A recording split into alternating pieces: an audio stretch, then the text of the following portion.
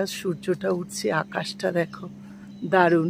অনেকদিন হাঁটতে আসিনি, তাই জন্য দীপঙ্কর বললো চলো আজকে যখন ঘুম ভেঙে গেছে তখন একটুখানি হেঁটে আসি। গুড মর্নিং বন্ধুরা, শুভ সকাল। কাবেরী জীবন কথায় তোমাদের স্বাগত। Welcome back to the channel.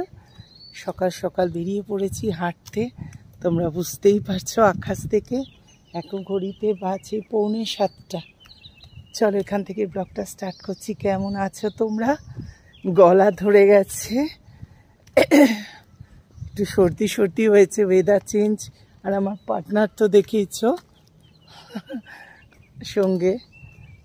ঠিক আছে, দেখতে থাকো।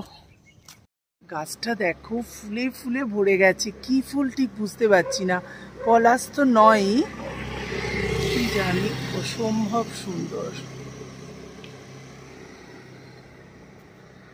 কি করছো? এসেই চা খেয়ে দেখো আনাজ কাটতে বসে গেছি। কি অবস্থা অবস্থা সব। ঠিক আছে, কিছু আনতে হবে? হ্যাঁ, ওই আলু আনবে, পেঁয়াজ, কুমড়ো আর ডাঁটা। আজকে সোমবার বানাবো। হ্যাঁ ঠিক আছে ঠিক আছে।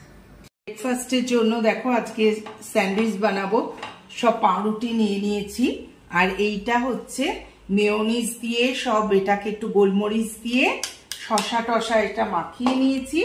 আর লাস্টে দেবো এই যে চিজের এই কিউবগুলো আমি ভীষণভাবে ইউজ করি, কারণ এতে বেশ সুবিধে হয়। এক একটা জিনিস, এই যে এক একটা কিউব, এই বক্সটা আমি ভীষণভাবে নিয়ে আসি আর কি।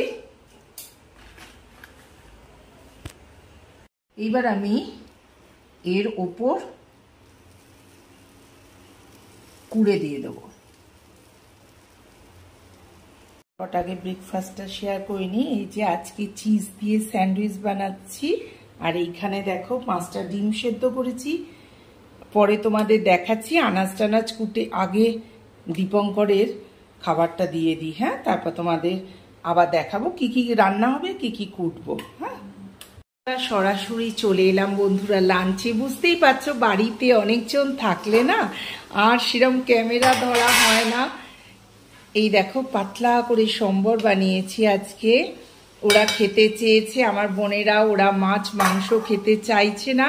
অবশ্য আজকে আমার ফ্রিজে নেই, মাংসই আনা হচ্ছিল, কিন্তু ওরা বললো না আমরা খাবো না মেজদি, আজকে আমরা নিরামিষ খাবো। এই যে গরম গরম ভাত হয়ে গেছে, এইখানে বাঁধাকপির তরকারি করেছি, এখনো ঢেঁড়স ভাজা কড়াই হচ্ছে। আর এখানে দেখো নারকোল দিয়ে আর উচ্ছে পেঁয়াজ দিয়ে একটা ভাজি করেছি, বাকি আছে শুধু পাঁপড় ভাজা। এই হচ্ছে আজকে আমাদের লাঞ্চ। দিয়া কোথায় গেল রে? আসছে বাথরুমে। দিয়া, এই যে আমাদের তাড়াতাড়ি আর লাঞ্চ রেডি হয়ে গেছে আমাদের 3 জনের। আজকে নিরামিষ তো থালি তোমাদের বললাম। চলো আবার সন্ধ্যেবেলায় বেরোতে হবে, অনেক কাজ আছে। চলে এলাম জৈন মন্দিরে, তোমাদের এক ঝলক দেখিয়ে দিই। চারিদিকটা দুর্দান্ত, পুরো শ্বেত পাথরে, জানো, পাথরে সব, সিঁড়ি থেকে আরম্ভ করে এভরিথিং। কাজগুলো দেখো জাস্ট অনবদ্য। এগুলো দেখ এসে খোদাই করতে কি সুন্দর। সে অজন্তা ইলোরা না, এটা পাথরের ওই রকম, অসম্ভব সুন্দর। এই ঠাকুরের সামনে, মহাবীরের ঠাকুরের সামনে একটুখানি বসতে হয়, তাই একটু বসে পড়লাম।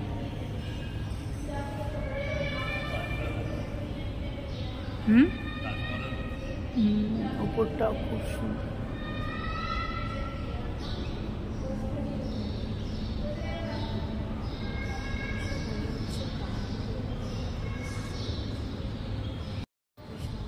সামনে থেকে মহাবীরের ফটোটা তোমাদের সাথে শেয়ার করছি। অপূর্ব অপূর্ব যাকে বলে। তোমরা একবার ভিজিট করে যদি বোম্বে কেউ আসো তো এই জৈন মন্দিরটা ঘুরে যাও। মূর্তিগুলোকে দেখো বন্ধুরা, কি সুন্দর। এক ঝলক তোমাদের সাথে শেয়ার করছি।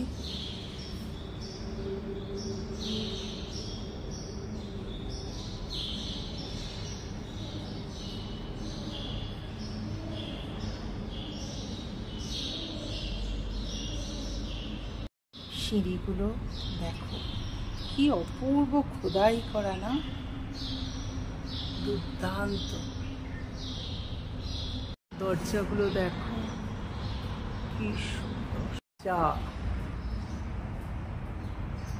রানী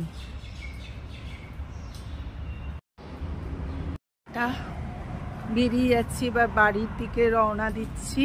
এখন ঘড়িতে বাজে 4টে। চল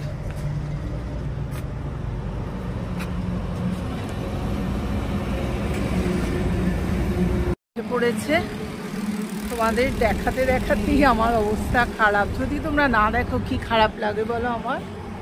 টাটা।